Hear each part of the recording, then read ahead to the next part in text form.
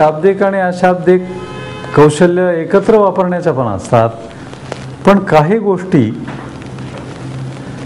अशा असतात की फक्त शाब्दिक किंवा फक्त अशाब्दिक.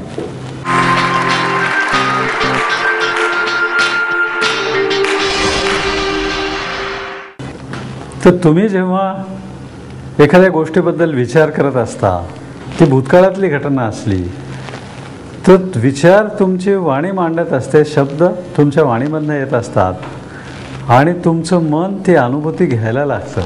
तुम्हाला विचारलं की त्या कार्यक्रमाला गेला होता, तिथे काय झालं, म्हटलं की तो कार्यक्रम कसा होता, तिथे काय काय होत होतं, ते सगळं चित्र तुमच्या डोळ्यासमोर उभं राहतं आणि त्याचं तुम्ही शब्दात वर्णन करता.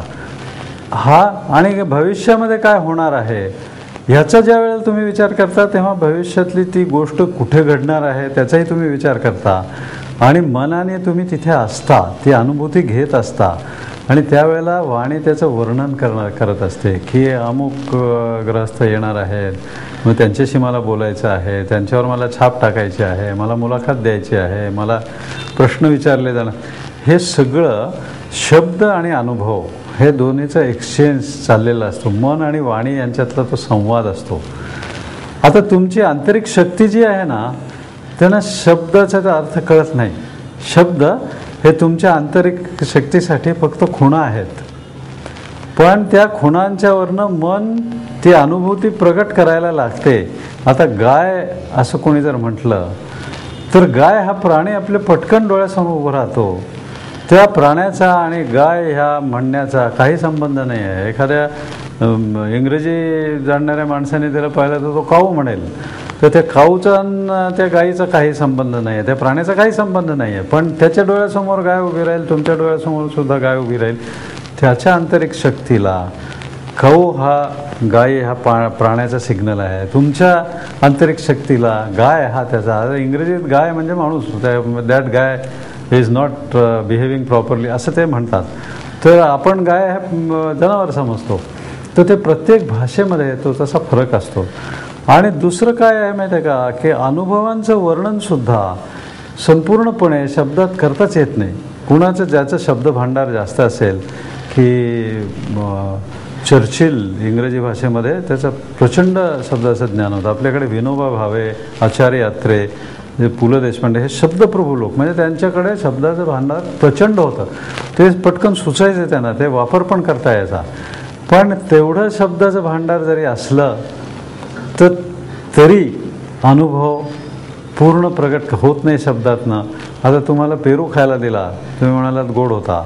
पपई खायला दिली, तुम्ही म्हणाल गोड होता. उसाचा रस दिला, तोही गोडच होता. साखर दिली खायला, तीही गोडच. मिठाई दिली, तीही गोडच. आता गोड म्हणताना आपल्या तोंडात त्या मिठाईची चव उभी राहते, पण गोडच म्हणतो आपण, त्याचं वर्णन नाही करू शकत. त्याच्यामध्ये त्याचे आपली जीभ जितक्या पटकन त्याचा, मी पेरूची फोड तुमच्या तोंडामध्ये डोळे तुम्हाला बंद करायला लावून घातले आणि सांगितलं केळं बघ किती चांगलं आहे, तर तुमच्या पटकन ध्यानात येईल की आम्हाला बनवतं हे केळं. तुमचे टेस्ट बर्ड्सना फसवता येत नाही, की जो अनुभव असतो ना त्याला फसवणं फार अवघड असतं. तर तो शब्द तोकडे पडतात नेहमी अनुभव मांडायला. ज्याच्याकडे शब्द भांडार जास्त आहे, ज्यात ते वापरता येत आहे, तो ते जास्त चांगला मांडू शकतो, म्हणून तो जास्त चांगला वक्ता, चांगला लेखक असा होतो. पण मनासमोर शब्दांच्या मध्ये जे वर्णन होत असतं त्याचं मन चित्र उभं करायला लागतं, आंतरिक शक्तीला समजावं की हे व्हायला हवं आहे, हे व्हायला हवं आहे.